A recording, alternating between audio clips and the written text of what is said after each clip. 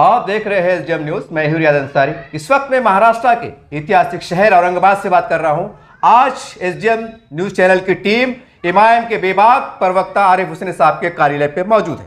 आप सबको पता है महाराष्ट्र में विधानसभा चुनाव चल रहे हैं और खास करके औरंगाबाद जिले के अंदर कुछ अलग ही सियासी माहौल देखा जा रहा है। बड़ा कश्मकश, बड़ा ये मामला गरमाया जा रहा है। अब हालात क्या चल रहे हैं, आरोप लग रहे हैं, बहुत सी बात हो रही है। हम तमाम बातों का अहाता करने की भरपूर कोशिश करेंगे। सर, हमारे चैनल में आपका स्वागत है, खैर मकदम है। बहुत सर, पहला सवाल ये है, औरंगाबाद की अगर मैं बात करूं, इम्तियाज जलील साहब पर बेपनाह एक मतलब इस्लामाबाद की बौछार चढ़ रही है। बीजेपी के एजेंट कहा जा रहा है, मांडोली प्लेयर कहा जा रहा है, पैसे लेने देने की बात हो रही है। और ये मैं नहीं कह रहा हूं साहब, ये तो चल रहा है, ऑन कैमरा चल रहा है। क्या कहेंगे इसके पर आप? अच्छों को बुरा साबित करना दुनिया की पुरानी आदत।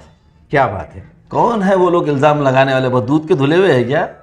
कौड़ों के भाव में बिकने वाले ये लोग अपने ज़मीर को मुर्दा कर लिए, जिन्होंने कौम और मिल्लत के सौदे कर रहे ये लोग इम्तियाज़ जलील साहब जैसी शख्सियत पर दागदार करने की कोशिश करेंगे, उनके किरदार कशी करने की कोशिश करेंगे।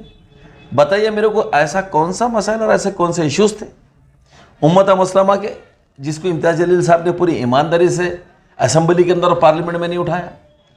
बेगर्स हर इशू को उठाया। कौम और उम्मत का तो छोड़ दो, आपने किसानों की बात को उठाई, आपने वृद्धाओं की बात को उठाई, आपने महिलाओं की बात को उठाई, आपने बुजुर्गों की बात को उठाई। ऐसा कौन सा इशू जिसमें ईमानदारी से उन्होंने क़यादत नहीं की?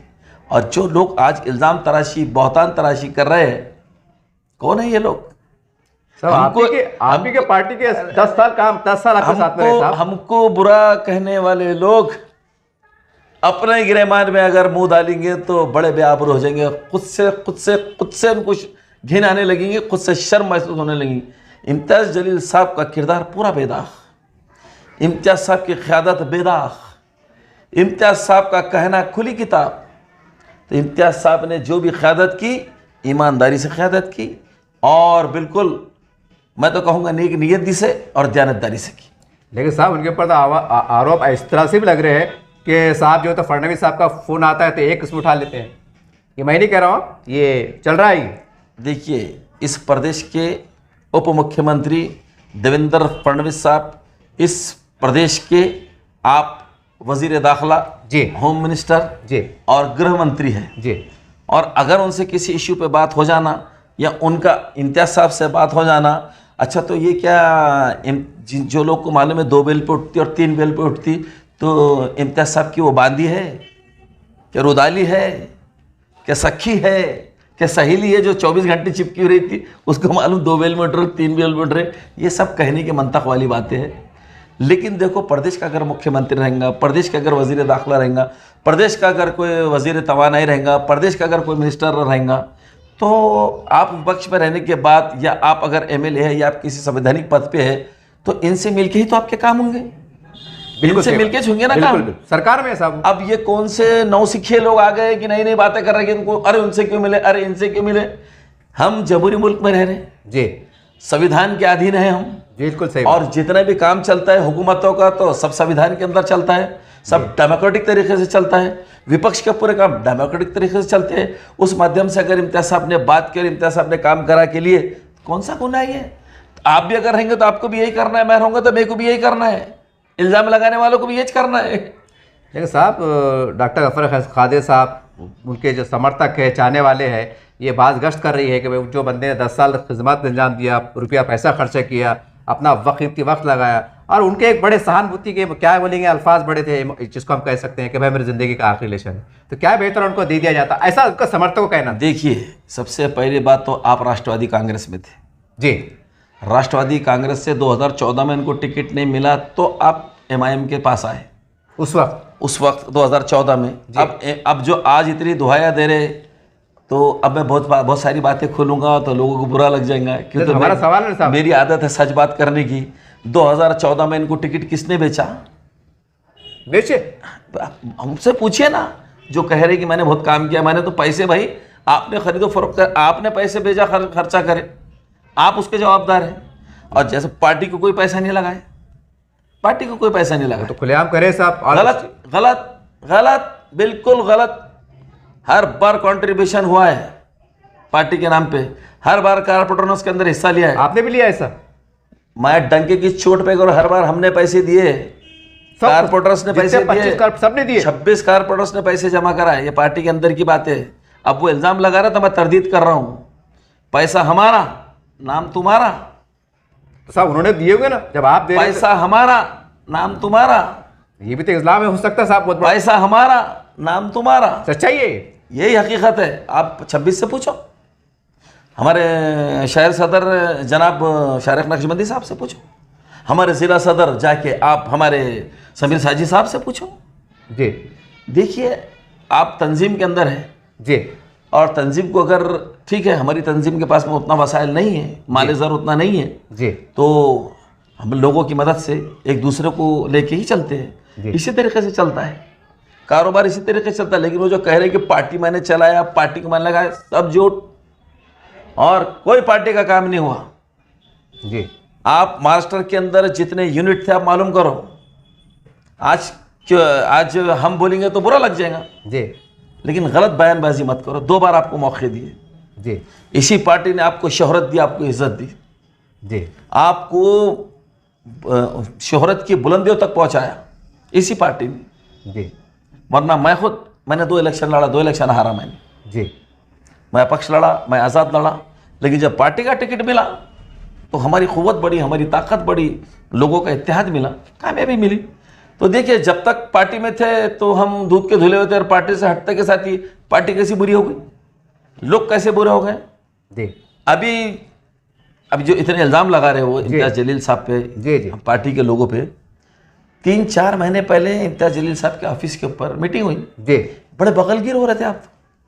हम तो अंदर से दोनों एक हैं, हम तो ऊपर से दिखाते, हम तो राजकारण करते, इनके अल्फाज है, पूछो इनसे अगर मैं गलत कह रहा हूँ। ये बात हुई थी? अरे भाई पूरे लोग मौजूद थे वहाँ, मैं गलत बात क्यों करूँ? जब तब सियासत कर रहे थे कि अब सियासत कर, जी, तब सच बोल रहे थे कि अब सच बोल रहे, जी। तय तो आपको करना है, आप कब सच बोल रहे थे। तो आपको नहीं लगता साहब कि जब डॉक्टर साहब आप मैदान में आ गए तो एमआईएम को खतरा पैदा होगा? देखिए तंजीम की ताकत होती है, तंजीम की क़ुव्वत होती है। मैंने इस गलत फहमी में नहीं रहना कि मेरे को 80,000 वोट मिल गए तो मेरी जागीर थे वो। ये हमारे बहन कुल हिंद मजलिस इत्तेहादुल मुस्लिमीन के सदर जी, जनाब बैशर असद अवीज़ साहब के काविशों की ओट है, हबीब मिल्लत जनाब अकबर अवीसी साहब की मेहनत की ओट है, और हमारे फ़ख्र महाराष्ट्र इम्तियाज़ जलील साहब ने जो क़यादत की वो उसकी ओट है, यानी कि तंजीम की ओट है।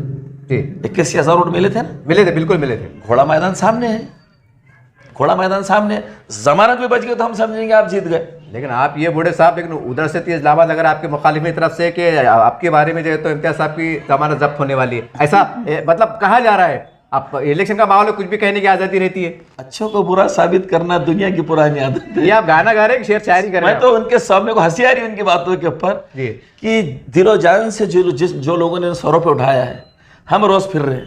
जी, हम 8-8, 10-10 किलोमीटर इम्तियाज जलील साहब के साथ हर घर पे गोशे गोशे में जा रहे हैं। जी, लोग कैसी दुआओं से नवाज रहे हैं और कैसा यकीन दिला रहे हैं, हमको मालूम है। और हमको तो ऐसा स्क्रीन पर क्लियर दिख रहा है जमानत किसकी जब्त हो रही है, 150 वोटों में कौन खेल रहा, जी, और कौन किसको वोट नवाजने वाले लोग। इम्तियाज जलील साहब की जब रैली निकली तो लोग देखो आप आके, जी, जब उनके जलसे हो तो आप लोगों से देखो आके। जी, आप तो दावतें दे के बुला रहे तो कोई आ रहा नहीं, पैसों के लालच दे रहे तो कोई आ रहा नहीं, फुकट कोई पूछने को तैयार नहीं है। ये सारा खेल दिल से होता है। क्यों, क्या वजह है कि लोग इम्तियाज जलील साहब को मान रहे, जी, क्या वजह है कि इधर नासिर सिद्दीकी साहब को लोग चाह रहे और मान रहे? जी, इसके वजह यह है कि नासिर सिद्दीकी साहब ने 5 साल लोगों के वोट लेने के बाद, शिकस्त मिलने के बाद भी जी, 5 साल तक उनके बीच में काम किया, लोगों की तर्जुमानी की, उनकी आसानियां पैदा की, तब आज लोग उनको शाना बशाना उठा रहे हैं। उसी तरह इम्तियाज जलील साहब ने जिस तरह लोगों से, अभी का वाकया है, जी, ईद जुहा के मौके पे आप थे जिनसी पुलिस स्टेशन के अंदर, हमने खुद न्यूज़ कवर की थी साहब। बराबर है। जी, जब कौम और मिल्लत और उम्मत के ऊपर फरीज़े में रखना अंदाजी पैदा करने की बात हुई, आप तो एमपी नहीं थे इम्तियाज जलील साहब, जी, लेकिन आपकी आवाज़ पे, मेरी आवाज़ पे लब्बैक बोल के आए नहीं आए? आए थे, कौम की क़यादत करे नहीं करे, करे, हमको आसानियां पैदा करे नहीं करे, बिल्कुल करे। यही वजह है जो लोगों के दिलों में जगह बनाई इम्तियाज जलील साहब ने। और देखना इंशाल्लाह, आज का मेरा आपका ये लिख लो, 25 से 30 हज़ार की लीड से इम्तियाज जलील साहब चुन के आएंगे। साहब ठीक है, चलो ये बात समझ में आती है कि आपके यहाँ झगड़े थे, नाराज़गी थी, टिकट मिला नहीं मिला, बात सही है। लेकिन ये भी बात सही है कि इम्तियाजी साहब ने दलित समाज, बुद्ध समाज के लिए बहुत कुछ किया है जी। ये कड़वा सच है कि कुछ मुसलमानों ने कुछ ज्यादा ही किया, ये एक सच्चाई है, इसके सबूत भी है। जी। क्या वजह है फिर अरुण बोड़े साहब ने इस्तीफा दे देते हैं और उनके ऊपर आरोप, वो भी एक आरोप लगाते हैं, वो तो क्या क्या, वो तो मैं बोल ठीक नहीं लग रहा साहब, वो भी कह रहे हैं कि पैसों का लेन देन है, पता नहीं क्या क्या बातें हैं। हो गया। अरुण बोड़े साहब को दिल पे हाथ रख के बोलना, आप जवाब दीजिए कि आपको जब विरोधी पक्ष नेता बनाए तो आपने 1 रुपये दिए थे क्या? इसमें पैसे कहाँ लगते साहब? सुनिए ना आप मेरी बात सुनिए। फिर लगे रहे कहाँ, फिर पैसे की बात आ रही क्यों? पैसे कहीं नहीं लगते, लेकिन जब मेरा मफाद हल नहीं हुआ तो फिर पैसे की बात आ जाती। अच्छा ऐसा है क्या? ऐसा मसला है। अच्छा। आपको टिकट दिए तो 1 रुपया नहीं लिए जी।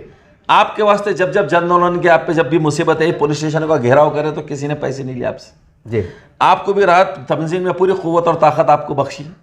आज आपको पिछली बार टिकट दिया पार्टी ने जी।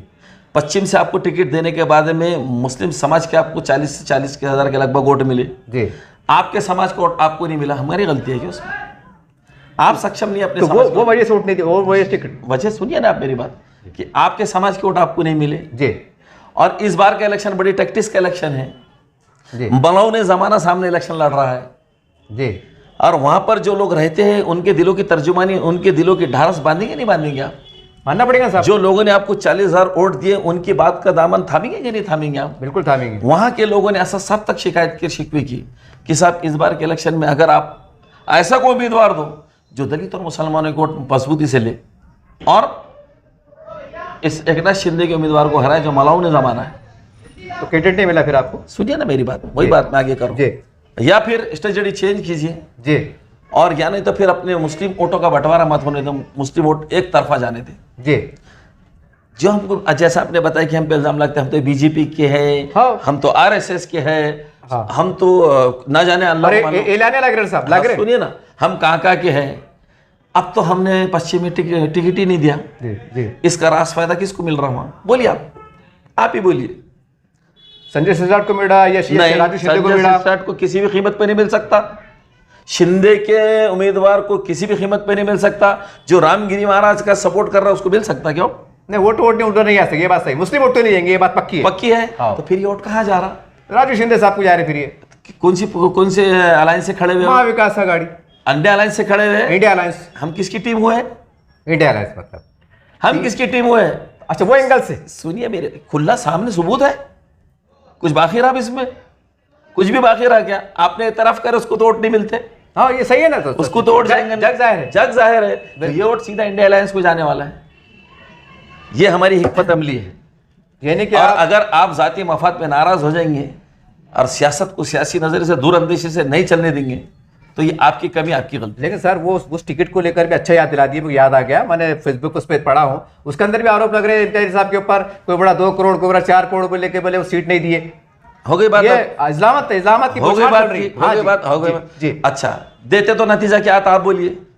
वो तो सवाल ही नहीं आ रहा, वो तो जीत पक्की थी उधर। उसकी पक्की थी, 100% उससे 5 करोड़ ले लिए क्या?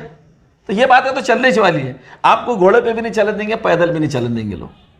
अगर सबूत है तो सामने लाओ, अगर कोई पुरावा है तो बिल्कुल सामने लाओ, और नहीं है तो किरदार कशी मत करो। मतलब साहब ये आपकी बात से एक बहुत बड़ा, एक मैं समझता हूँ कि मैं खासकर दर्शकों से कहूंगा कि एक बहुत बड़ी ब्रेकिंग न्यूज है कि सेकुलर वोटों का बंटवारा ना हो। एक हिकमत अमली के साथ ये साहब की गवाही है, एक शहादत है, और ये मामूली शख्सियत नहीं, प्रवक्ता है। नोट कीजिए इस बात को। बिल्कुल सही बात। दूसरी बात ये है कि आप पूरा घमासान तेज हो रहा है, कई मुसलमान खड़े हुए हैं, सारी बात है, और खाजा साहब ने कहे कि भाई बीजेपी के इशारों पे खड़े हुए हैं, और वो लोग कह रहे हैं कि भाई हमारा जमहूरियत है, डॉक्टर बाबा साहब ने हमको अधिकार दिया है। अब क्या जवाब देंगे आप? अधिकार यही रह जाता क्या? अधिकार यही दिखता, हक यही दिखता। तो कहा जा रहा फिर? अरे भाई तेको तो आंदोलन करने के भी अधिकार दिए ना। हाँ, ये बात सही है। जिनके वोट लेने के लिए आ रहा है, कभी उनके लिए कोई आंदोलन किया क्या? ये खड़े रहने वाले पूछना चाहिए। सवाल ही पैदा नहीं तो उनके लिए ना, वोट कब मांगने आना? अधिकार मेरे को तो मैं कुछ भी करूंगा क्या? मैं क्यों नहीं खड़ा रहा? आप क्यों नहीं खड़े रह रहे? देखिए जितने लोग खड़े हैं, ये जो कह रहे हैं कि हमको अधिकार है, संविधान ने अधिकार दिया, डॉक्टर बाबा साहब अम्बेडकर के संविधान ने दिया, बिल्कुल सही बात है। अधिकार एक ही जगह गिनता है, मफाद की जगह। जब कौम और मिल्लत के ऊपर परेशानी आती तो वहां तेरे अधिकार कहां चले जाते भाई? जब राहत दिलाने का काम आता, आंदोलन करने का टाइम आता तो भाग जाते। जी जब एजिटेशन करने का टाइम आता हो तो ये लोग भाग जाते, जब प्रोटेस्ट काम करने का टाइम आता तो ये लोग भाग जाते, जब पुलिस केसेस होते हैं तो ये भाग जाते, लाठी खाने का टाइम आता तो ये लोग भाग जाते। तो फिर ये लोग क्या सिर्फ बकरीद के लिए पाले जाएंगे? बोलिए ना मेरे को। सर, मैं भी समाज में घूमता हूँ, काफ़ी लोग ये कह रहे थे कि भाई जब ये फॉर्म वापस ले, डेट आने से पहले आप इमाम की तरफ से ये लोग घरों पे जाके अच्छे अंदाज से बातचीत करके बिठाने की कोशिश करना की। वो लोगों का कहना है कि मतलब बाहर से हवाई चढ़ रही है कि भाई हमको इज्जत नहीं दी गई, हमको बुलाया नहीं गया, हमको बिठाया नहीं गया। अंसारी साहब, उम्मत की खातिर इतना गिड़गड़ा गया इनके सामने कि रोने की नौबत पे ला लिए थे लोगों ने। ये जाति मफाद परस्त लोग ये बात करेंगे, ये चंद टुकड़ों में बिकने वाले। आप अगर ईमानदारी से जाके अगर इनका पूरा डाटा निकालेंगे, जिस दिन से खड़े आज तक इनके पूरे व्हाट्सअप कॉल निकालो, इनके पूरे आप कॉल डिटेलिंग निकालो जी। अगर कामगार भवन से इनको अगर कामगार भवन के ऑफिस से कामगार चौक के ऑफिस से अगर इनको नहीं फोन आया तो फिर मेरे मुंह पे थूक के देना। तब बहुत जिम्मेदारी से बड़े आदमी। मैं बोल रहा हूँ पूरी जिम्मेदारी से। फॉर्म किसने भरा, किसकी गाड़ी में फॉर्म भरने को ये, यहाँ तक की बात है। डिटेल है आपके पास? अरे सारी चीजें सामने आएंगी, भी मंजर आम पे। और देखिए, कौम और मिल्लत के सौदा करने वालों को कौम और मिल्लत ने छोड़ना भी नहीं चाहिए। सियासी तौर पर इनकी वो दुर्गत बनाओ, इनको 2 वोट के लिए मोहताज कर दो। बड़ा सीधा हिसाब लगाया सामने वालों ने कि 15 लोगों को खड़े कर दो। अगर 200 वोट भी काट ले तो कितने वोट कट रहे बताइए मेरे को। 3000 के आसपास चले। और अगर खुदा ना खास्ता 1001 से तुम्हारी हार जीत हो गई तो गए। इनकी तो आज़ादी, इनका संविधान, इनकी बड़ी बड़ी बातें मायने रहने वाली है क्या? ये धंधे कर रहे हो, ये धंधे कर रहे हो। मगर सर एक बात ये भी है कि उनके खासदार साहब के क्षेत्र में, इम्तियाज़ जलील साहब के क्षेत्र के अंदर जो है तो अफसर खान साहब है, हमारे इशाम उस्मानी साहब है, भी इशाम उस्मानी साहब ने भी जो है तो औरंगाबाद के लिए बड़ी कुर्बानी दी नाम के वास्ते, जेब से पैसा लगाया, सुप्रीम कोर्ट तक गए। तो कहीं ना कहीं मुसलमान उनकी कुर्बानी को नहीं भूल सकता ना साहब। नतीजा बताइए मेरे को कि इससे पहले लोगों ने लड़े नहीं? लड़े कि इसके पहले लोगों ने माले जर लगाई नहीं? लगाए ना। एक आदमी तनहा लड़का नहीं होता। आपने किसी मफाद के लड़े तो इस इलेक्शन के लिए लगाए थे क्या? बोलना था खुल्ला कि मैं पैसा लगा रहा, मैं अगला इलेक्शन लड़ूंगा। मेरे को लोगों ने, लेकिन उन्होंने तो पार्टी इस्तीफा दिया है साहब। अरे भैया तो क्या हम पे एहसान करे क्या? आप हमसे पूछ के थोड़ी गए थे कांग्रेस में? अच्छा, हमसे पूछ के गए थे क्या? ना हमसे पूछ के आपने इस्तीफा दिए। कुर्बानियाँ सब ने दी, जो हमारी अजीम कुर्बानियाँ हैं उनकी तो खातिर में भी नहीं रहती वो कुर्बानी।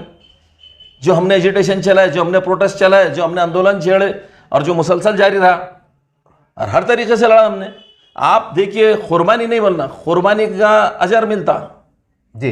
आप मुआवजा मांगने के लिए आए हुए जी। अब मुआवजा मांगने के लिए आए तो इसका मतलब आपने कुर्बानी दिए नहीं, सिर्फ आपने सौदेबाजी करे। फिर दूसरे उम्मीदवार ताकत अफसर खान साहब, उन्होंने भी किराड़पुरे के अंदर जो है तो 82-100 के आसपास लोगों की जमानतें लेने में उनका रूल रहा। देखिए वो भी तो कहीं ना कहीं मुसलमान बुला नहीं सकते ना। अंसारी साहब, लोगों को जेलों से छुड़ाने की बात मैंने बहुत बार सुन लिया, हमने बहुत देर के दुबका लिए।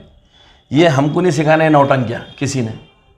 अगर इस शहर के अंदर मोहसिन को, मुखिद लोगों को, जेल में बंद लोगों को, जी, सलीम खौम से बड़ा तो मेरे को नहीं लगता इस शहर के अंदर कोई होगा। जानते हैं आप सलीम खौम? पहचानता हूँ साहब, वाइट ड्रेस में रहते हैं हमेशा, मैले कुचेला लिबास। औरंगाबाद में उनसे बड़ा कोई हो सकता क्या? ने नाम सुना, मैंने देखा भी उनको। उसकी अजीम कुर्बानी थी, जो बेचारे ने कौम और मिल्लत से कभी मुआवजा नहीं मांगा, छोड़ दिया सब अजर पे, सलीम खौम ने। उसके बाद इस शहर के अंदर मैंने देखा अकबर पटेल, मरहूम अकबर पटेल, शहीद अकबर पटेल साहब, जी जी जी, हजारों लोगों को छोड़ा है। कभी इंतखाब लड़े क्या उन्होंने? कभी 2 वोट मांगने को कौम के सामने आए क्या? तो ऐसे कई लोग हैं जिन्होंने कौम और मिल्लत की मदद की जी, लेकिन कभी कौम और मिल्लत से वोटों की शक्ल में मुआवजा नहीं मांगा जी। और और जो मुआवजा मांगते हैं उन्होंने अजर की बात नहीं करना। मगर वो तो साहब अपने लोकशाही हिसाब से आ रहे ना। तो फिर बोलिए ना, लोकशाही हिसाब से करे ना। फिर ये लोगों ने, ये जो लोगों के मैं नाम लिया बेचारों के, जिन्होंने लोगों के बीच लोगों को आसानियाँ पैदा करे, जिन्होंने लोगों को छोड़ाया, जिन्होंने जो लोगों से जेल को रिहा, आज उनकी हालत क्या है देखो बेचारों की। और कभी उन्होंने जबान के ऊपर नाम तक नहीं लाए कि मैंने कौम के ऐसे ऐसे लोगों को छोड़ाए बोले, कभी नहीं लाए। सबर मध्य में अगर चलिए ये होगा अपने पूर्व की बात, अब मध्य में आ जाते हैं। मध्य के अंदर जो है तो जाहिद कुरैशी साहब, जो एमआईएम के फाउंडर मेंबर कह सकते हैं हम इब्तिदाई तौर से, उनकी बड़ी खदमात रही, बड़ी कुर्बानियाँ रही। और जो भी उनका एक वंचित बहुजन आघाड़ी, प्रकाश अम्बेडकर साहब का जो मामला रहा, वो अपने हुजूर शाह सल्लम के जो बिल को लेकर मुसलमान और ख़ास बार औरंगजेब रहमतुल्लाह अलैह की बारगाह में गए, वहाँ पर बेबाक तरीके से बात किया, उनका दिफा किया। तो कहने का मुसलमान इस बात को फरामोश कैसे कर सकेगा? देखिए, ये बात जो है ना, हम कई दिन से उठा रहे हैं कि माइनॉरिटीज़ के प्रोटेक्शन का एक बिल बनना चाहिए, एक कानून बनना चाहिए। जी। प्रकाश अम्बेडकर साहब ने कहाँ डिमांड करी और उनकी तोती मजमे में कहाँ बच गई हमको पता नहीं। जी। आपका एक एमएलए नहीं है कि एमपी नहीं, जी आप सिर्फ आए बाय आए हाके चले जा रहे हैं। और आप आज जो तो जब भी उम्मीदवारों को खड़े कर दे रहे तो मुसलमानों के खिलाफ इलाके खड़े कर दे रहे। जी बराबर है। पार्लियामेंट के इलेक्शन की इनकी पूरी स्ट्रेटेजी आप देख लो, असेंबली इलेक्शन के अंदर की पूरी स्ट्रेटेजी आप देख लो। तो ठीक है, आप अगर औरंगजेब रहमतुल्लाह अलैह की आपने बात की है, जी भाई वो अजीम बादशाह गुजरे जी। हैं, वो तकवा गुजार थे, जी। वो मुत्तकी परहेजगार थे। किसको इस बात से बाहर है, किसको इस बात से बाहर है? जी और ज़रूरी नहीं है कि हम कैमरे लेके नहीं जाते। जी आपको क्यों जरूरत पड़ी कैमरे लेके जा रहे हैं आप औरंगजेब रहमतुल्लाह अलैह के मज़ार के ऊपर, फिर वहाँ से निकल के बयानबाजियाँ कर रहे हैं? जी अगर दिल से चाहते तो कीजिए। जी और हमारे पास तो सालेहीन और जितने भी बुजुर्गान दीन है, ये सबका बड़ा ऊंचा मर्तबा है, किसको इनकार है इस चीज़ से? लेकिन साहब आप थोड़ा पर्दी जैसा साहब तरफ आ जाते हैं कि उन्होंने भी जो तो ईदगाह के लिए 1 करोड़ का फंड लाए और काफ़ी मेरा समझता हूँ सैदा कॉलोनी के अंदर 2-4 बड़े बड़े रोड को बनाने में उन्होंने अपना ताउन दिया। तो आप मुसलमान कहीं ना कहीं थोड़ा बहुत तो सोचेंगे ना? नहीं नहीं, देखिए ख़ास बात क्या है मालूम क्या है कि ओल्ड सिटी के अंदर जी चाहे प्रदीप जायसवाल साहब हो या अतुल सावे साहब हो, जी इन्होंने काम करने के साथ में जो है तो बहुत बड़ा भेदभाव करे। वो तो काम करे बड़े ना, 1 करोड़ ईदगाह फंड लाए बड़े साहब। तो जाइए फिर आप चौश कॉलोनी के अंदर का काम किसने करा देखिए, जाके देखिए आप सईदा कॉलोनी के अंदर काम किसने किया देखिए, जहांगीर कॉलोनी के अंदर काम किसने किया देखिए, रसूल में काम। ये मैं प्रदीप जायसवाल साहब के क्षेत्र की बात कर रहा हूँ। जी। क्या वजह है कि फिर बारूदगर नाले के आसपास काम नहीं हुआ? क्या बात है कि बुढ़ीलैंड के अतराफ के वार्डों में काम नहीं हुआ? वो उन्नति के, वो डेवलपमेंट के काम क्यों नहीं हो जिसकी हमको जरूरत है? और ठीक है, उसी के साथ साथ बताओ को कितने मुसलमानों को रोजगार दिलाया आपने, बताओ आपको कितनी कल्याणकारी योजनाएं माइनॉरिटीज के लिए लाया आपने। लेकिन कुछ मुसलमान तो उनके साथ में नजर आते हैं साहब। नहीं देखिए, मुसलमान अगर साथ में है तो ये उनका ज़मीर है, वो उनकी आज़ादी है। जैसे आपने कहा संविधान ने आज़ादी दी है, हाँ बराबर। ऐसी बात करके तो कौम को नुकसान पहुंचाने वाले बहुत लोग जी। हैं। अगर इसमें से चंद लोग उनके पीछे फिर रहे तो क्या उनको हम पूरी कौम और समाज थोड़ी समझ सकते? साहब ये बात तो हुई हमारी तमाम सियासी पहलू पर हमने गुफ्तगू करे। अब सवाल ये है कि ऐसे कौन से मुद्दे रहेंगे, नए मुद्दे बोलिए आप, पुराने नहीं, जहां पर आप दमदार तरीके से जनता के बीच में जाने वाले? बराबर है। जी मुख्यमंत्री कौन थे प्रदेश के? लोगों ने किसको चुना था? मुख्यमंत्री साहब उद्धव ठाकरे। उद्धव ठाकरे पहले, हाँ जी जी, कौन उनको तोड़ के भाग के आया? सबको पता है। बीजेपी ने एकनाथ शिंदे को तोड़ के लाए ना। जी। किस मकसद के लिए लेके आए? अब कई मकसद है साहब उसके अंदर। नहीं, प्रदेश की बहुत उन्नति होंगी, हाँ। हिंदुत्व मजबूत होगा, ये बातें थी ना। बिल्कुल थी। प्रगतिशील महाराष्ट्र होगा, बिल्कुल। घंटा करे घंटा, पूरा भ्रष्टाचार करे। आपने देखा होगा थाने के अंदर, पुलिस स्टेशन के अंदर गोलियां चल रही है। हुआ ये वाकया हुआ। मुंबई में हुआ। जी जी तो यानी कि लॉ एंड ऑर्डर नाम को नहीं, बराबर है, बेरोजगार को रोजगार नहीं।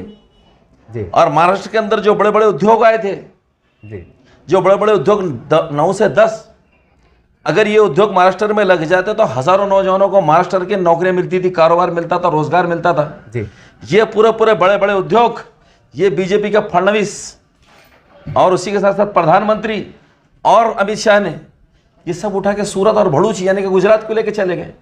कोई बोलने वाला नहीं इसके ऊपर, मुंह खामोश। क्यों? तो हमने गद्दारी करके हुकूमत बनाए, हमको सत्ता में आना था। फिर महाराष्ट्र के वोट ये किस मुंह से मांग रहे बीजेपी और एकनाथ शिंदे वाले? अरे महाराष्ट्र को तो तुमने बेरोजगार करके छोड़ा, महाराष्ट्र को उद्योग तो पूरा तुमने बाहर लेके चले गए। ये सारे इश्यूज हमारे पास मौजूद है जिसके ऊपर एमआईएम पार्टी इलेक्शन लड़ने वाली है। प्लस जितने पिछड़े हुए लोग हैं, जितने किसान हैं और जितनी महिलाएं हैं उनको सुरक्षा की बात करना है, जितने नौजवान हैं उनको रोजगार की बात करना है। और ख़ास तौर से मुसलमान लड़के और लड़कियों की बात है कि जब वो केजी से अगर एजुकेशन अब्रॉड तक पढ़ना चाहते हैं तो उनको स्कॉलरशिप मिलनी चाहिए। ये हमारी पहली डिमांड है। इन इश्यूज़ के ऊपर हम इलेक्शन लड़ने वाले। देखिए साहब, जैसा आपने सरकार की बात की, उन्होंने लाडली बहन है, लाडला भाऊ है, लाडला जवई है, लाडला सास है, पता नहीं कितनी कितनी योजना लॉन्च करे, वो भी तो देखना पड़ेगा ना। कोई योजना लॉन्च नहीं करे उन्होंने। 4 साल में जब चुन के आए और जब ये बन गए तो आपस में इनकी रसाकसी चलती रही। फडणवीस साहब का मुंह इतना सा होगा था जब मुख्यमंत्री एकनाथ शिंदे को बनाए तो इनको तो सबको सत्ता हाथ में होना था भाई, जनता की किसको फिक्र पड़ी थी? जी देखिए, एक ही बात मैं आपके सामने कहता हूं, प्रधानमंत्री ने एक झूठी बात कही थी, एक झूठा नारा दिया था जी कि मैं 2022 तक पूरे किसानों की इनकम को दुप्पट कर दूंगा। जी बराबर उठाए थे आवाज। उसके लिए उन्होंने अशोक दलवाई कमेटी बनाई थी जी। अशोक दलवाई कमेटी ने पूरी रिपोर्ट इनके पास सादर कर दी। 2022 तक पूरे किसानों की, हमारे जितने जी, खासतौर से मैं महाराष्ट्र की बात करूंगा जी, उनकी आय, उनकी इनकम दुप्पट हो जाना चाहिए था जी। फडणवीस साहब और एकनाथ शिंदे साहब लाडली बहनों को 1500 की जरूरत नहीं है। घर में बैठे हुए नौजवान को रोजगार होना चाहिए, किसानों की इनकम दुप्पट होना चाहिए थी जी। इसके प्रस्ताव अगर तुम मुख्यमंत्री प्रधानमंत्री तक लेके जाते तो हम भी मानते थे तुम कुछ काम करने की कोशिश कर रहे। जी। जो वादे करते वो काम नहीं करते, जो बातें करते बकवास करते। इन मुद्दों के ऊपर इलेक्शन होने वाला है साहब। लेकिन कल ही मैं शहर में घूम रहा था, लोगों ने कहा कि खासदार साहब ने बड़ी बोले शान के साथ जो तो घर की योजना का मुद्दा उठाए थे, पार्लियामेंट में उठाए थे। आज तो कोई उस पर आवाज उठा रहे हो यार? देखिए वो योजना पिछले उस वक्त के 2000 कौन सा वक्त में, कोई ध्यान में 22 या 23 की बात है। जी जी। ये योजना लैप्स हो रही थी जी, यानी कि खत्म हो रही थी। जी इस योजना को अगर किसी ने जिंदा करा तो एमपी इम्तियाज जलील, सैयद इम्तियाज जलील साहब जी। पूरे यहाँ से ऑफिसर, जिम्मेदार ऑफिसर्स को दिल्ली लेके गए। आपको मालूम है बात? हाँ, पेपर में भी आया पूरा डीपीआर तैयार करा। ये योजना खत्म नहीं होती, ये जिंदा है योजना, जी। सिर्फ डिले हो रहा है। लेकिन जितने भी लोगों, 40 से 54 हज़ार लोगों को घर मिलना ही मिलना है। जी। ये काम इम्तियाज जलील साहब ने किया हुआ है और इंशाल्लाह इसका फायदा लोगों को मिलेगा। सर, ये आखिरी सवाल है मेरा। आज आपके मुखालिफिन बोलिए जो भी है, क्योंकि राजनीति का माहौल है, सियासी माहौल जो यहाँ का पारा बढ़ा हुआ है, लोग कह रहे हैं कि भाई इम्तियाज साहब से कट पेंगे, कोई थर्ड पे आएंगे, ऐसी तरह की अफवाह गर्दिश कर रही। कैसा देखते हैं आप इन बातों को? देखिए इम्तियाज जलील साहब ने आमदार बनने के बाद, खासदार बनने के बाद में आज आप और हम जो बगैर लोड शेडिंग के हम इलेक्ट्रिसिटी यूज़ कर रहे, इम्तियाज जलील साहब की बदौलत धरने आंदोलन करे जी जी। केस आंग पे लिए। उसी के साथ साथ रास्ते टूटे हुए थे, जी। उसके लिए धरना आंदोलन, रेलवे स्टेशन पे रोक के पूरे रास्ता रोके थे। बिल्कुल बिल्कुल। केसेस आंग पे लिए, शहर के रास्ते दुरुस्त कराए। पानी के लिए कई बार आपने देखा हमने जो तो आंदोलन करे, केसेस आंग पे लिए। वक्फ बोर्ड की जगह के ऊपर क्रांति चौक पर एक बहुत बड़ा धन्ना सेठ अतिक्रमण कर रहा था, उसको उगाड़ के फेंक के वक्फ बोर्ड का नाम प्रॉपर्टी पे लेके आए। केसेस हमारे आंग के ऊपर हुए। ये प्रोटेस्ट पूरे आंदोलन इम्तियाज साहब के लोगों के सामने। देखिए इम्तियाज जलील साहब ने जब ये तस्लीमा नसरीन मलौन ज़माना जी औरंगाबाद को जब आई थी, तो आज जितने लोग सामने खड़े, जितने लोग इल्ज़ाम लगा रहे, इनसे पूछो ना भाई कि आपकी जिम्मेदारी नहीं थी क्या? जी। आपका समर्थन था क्या तस्लीमा नसरीन को? पूरे शहर को मालूम था कि वो मलौन ज़माना शहर में आ रही है, उसको प्रोटेस्ट करने के लिए, एहतजाज करने के लिए सामने क्यों नहीं आए? इम्तियाज जलील साहब को आगे आना पड़ा, नासिर सिद्दीकी साहब को आना पड़ा, फिरोज खान को आना पड़ा, आरिफ हुसैनी को आना पड़ा, पूरे एमआईएम के कारपोरेटर्स को आना पड़ा, एमआईएम के लोगों को आगे आना पड़ा। जी। फॉर्म भरने को ये लोग आ जाते हैं। उसके बाद में आपने देखा होगा रिजर्वेशन के ऊपर एक आंदोलन छेड़ा गया था जी। औरंगाबाद से लेकर तो मुंबई तक हमारा प्रोटेस्ट चला। बिल्कुल, मैं भी खुद था उसके और अंदर। खुली बात यह है कि कोई पार्टी के बैनर के नीचे नहीं था, जी। तिरंगा रैली निकाले थे, बेशक। कोई साथ में नहीं आया। जी लेकिन हमने हमारी लड़ाई लड़े, मुंबई तक गए। उसी के साथ साथ अभी जो कथाकथित वाचक, जी जी। वो ढोंगी बाबा, जी। जिसको खास तौर से ये इलेक्शन को पोलराइज करने के लिए उसके मुंह से बोला मेरे नबी के ताल्लुक से गलत बोलने लगाया गया। जी और उसी के साथ साथ में वो छिछोरे छोकरे, वो नीतीश राणे जी। के, नारायण राणे के, जी बदकलामी करने वाले बिल्लाश थे। जी। तो ये लोगों को खास तौर से छोड़ा गया। लेकिन देखिए जब रामगिरी महाराज ने जी जब हतक आमेज कलमात का इस्तेमाल किया, जी जब उसने गुस्ताखी की, जी। 1 महीने तक हम लोग सिर्फ इस इंतजार में बैठे रहे कि कभी तो कांग्रेस के कोई लीडर सामने आएंगे, कभी तो राष्ट्रवादी के लीडर सामने आएंगे, क्यों तो हमने पार्लियामेंट में उनको वोट दिया ना भाई। जी। शिवसेना के आएंगे, मजम्मत करेंगे, कुछ तो कानूनी तरीके से 52-56 एफआईआर हुई हुई, कोई तो आगे आके कहेंगे कि इसको गिरफ्तार करो, बल्कि कोई नहीं आया, कोई नहीं आया सामने। जी 1 महीने के बाद में इम्तियाज जलील साहब को प्रेस कॉन्फ्रेंस लेना पड़ा। जी प्रेस कॉन्फ्रेंस लेके इस मर्द मुजाहिद इम्तियाज जलील ने जी 5 दिन का टाइम महाराष्ट्र हुकूमत को दिया कि 5 दिन के अंदर कथावाचक गुस्ताख रसूल को गिरफ्तार करो। उसी के साथ साथ राणे का छोकरा नितेश राणे क्या नाम है उसका, उसको गिरफ्तार करो। और अगर नहीं करेंगे तो मैं, जमहूरियत ने मेरे को आज़ादी दी है और ये जमहूरियत का तकाज़ा है कि मैं एहतजाज करूँ, क्यों तो मेरे नबी के ताल्लुक से गलत कहा गया है। जी मैं औरंगाबाद से लेकर तो मुंबई तक एहतजाज करता हुआ चलाऊंगा। जी फिर लॉ एंड ऑर्डर का क्या होता है और कहाँ टूटता है और कहाँ बनता है, जी इसकी परवाह करे बगैर मैं हज़ारों लोगों को सड़कों पे उतार दूंगा, लाखों लोगों को सड़कों पे उतार दूंगा। सबको मजाक लगा। जी। इम्तियाज जलील साहब ने जो कहा वो करके दिखाया। जी। क्या एहतजाज करने का हक हमारा नहीं है? एहतजाज होना चाहिए था कि नहीं होना चाहिए था? होना चाहिए था, हुआ। जितने लोग आज खड़े हुए हैं, जी पूछो इनसे। इम्तियाज जलील साहब ने लेटर राइटिंग में लिख के दिया था सारे एनजीओस को, सारी पार्टियों को, पॉलिटिकल नॉन पॉलिटिकल पार्टियों को, जी कि हम तिरंगा रैली निकाले हैं एहतजाज के तौर पर, आओ इसमें शामिल हो जाओ। एक नहीं आया, एक। आज फॉर्म भरने को धड़ल्ले से चले आ रहे, धड़ल्ले से चले आ रहे। इनसे पूछो मेरे नबी की जब गुस्ताखी हुई तो तुम उस एहतजाज में थे क्या, और अगर एहतजाज में नहीं थे तो तुमको फॉर्म भरने का इख्तियार किसने दिया, किस मुंह से तुम मुसलमानों के पास वोट मांगने को आएंगे। मुसलमानों इतना सवाल जरूर इनसे करो, अगर हमारे मजहबी मसाइल के ऊपर भी तुम अगर इसमें भी राजनीति गंदी करते हैं और अगर क़ुव्वत और ताकत एक पाक एजिटेशन को नहीं देते तो फिर तुम्हारे ये सियासत का तो अल्लाह ही हाफिज़ है। और इम्तियाज़ जलील साहब ने जो कारनामा किया, हज़ारों गाड़ियों को सड़कों पे उतारा, हम सब लोग साथ में थे, शाना बशाना थे, हज़ारों लोगों का काफिला जब पूछा तो मेरे को आप बताइए कि जो बदकलामी कर रहा है और बगल में किसकी बैठ रहा जाके, मुख्यमंत्री की जी, और मुख्यमंत्री उसकी तायद और हिमायत कर रहे हैं। इसलिए किसी पार्टी के लोगों ने सामने आके उसकी मजम्मत नहीं करे, डर गए सब कि हुकूमत का चीफ मिनिस्टर उसकी मदद कर रहा, कोई सामने नहीं आया।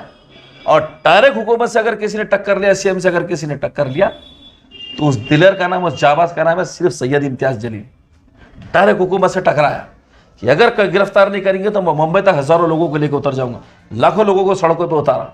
और जब चीफ मिनिस्टर ने उस गुस्ताख रसूल की हिमायत की तो यकीन जानो मास्टर क्या पूरे इंडिया के मुसलमान ऐसा से कमतरी में आ गए थे। हज़ार बार इम्तियाज़ जलील साहब के दिलेराना इक़दाम को सलाम कि कौम और मिल्लत को उन्होंने ये एजिटेशन, ये प्रोटेस्ट करके ऐसा से कमतरी से बाहर निकाल के लाया।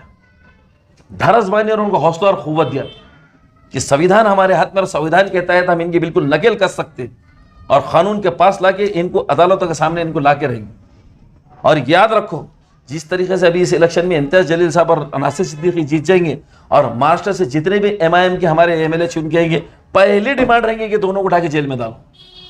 क्यों नहीं डालते? और ये मुख्यमंत्री जिसने पनाह दी थी जी, एकनाथ शिंदे ने कहा था बाल बाका नहीं होगा। आपके चैनल के माध्यम से मैं कह रहा हूं, ये हुकूमत किसकी भी बन जाए, एकनाथ शिंदे मुख्यमंत्री हरगिज नहीं रहने वाला, यही इसकी सजा है। इस तरह से हमने MIM के प्रवक्ता आरिफ हुसैन साहब से बेबाक बात की, काफ़ी बड़ा वीडियो बना है, आधे घंटे के ऊपर शायद बन रहा होगा। और ख़ास करके शहर में चर्चे चल रहे थे इम्तियाज़ जलील साहब को लेकर कि भाई टिकट का बंटवारा हुआ, पैसों का लेन देन हुआ। आज तो स्टेट से आरोप लग रहे हैं कि बारडोली पे रहे हैं, बीजेपी के लिए काम कर रहे हैं। सारी बात हमने बहुत खुलकर पूछा, जो बात व्हाट्सएप पे, फेसबुक पे, नुक्कड़ पे, चौराहे पे चल रही थी और चल रही है, उसी पस मंजर ने पूछा। उम्मीद है कि तमाम सवालात जो बाज गश्त कर रहे हैं मुखालिफिन की तरफ से या आम लोगों की तरफ से, वो आज आरिफ हुसैन साहब के ज़बानी आप तक पहुँच रहे होंगे। अब ये क्या बात है, कितना क्या मामला है, ये आपकी यानी कि आपकी जनता की अदालत में है। उम्मीद करते हैं कि आने वाले पल जैसे भी रहेंगे आपको हम बताते रहेंगे। बहरहाल वक्त के साथ साथ जैसे जैसे मामला करीब होते जाएंगे इलेक्शन का, पल पल की रिपोर्ट आपको SDM न्यूज़ चैनल के माध्यम से बताते रहेंगे। देखते रहिए आप SDM न्यूज़ चैनल। जय हिंद, जय महाराष्ट्र।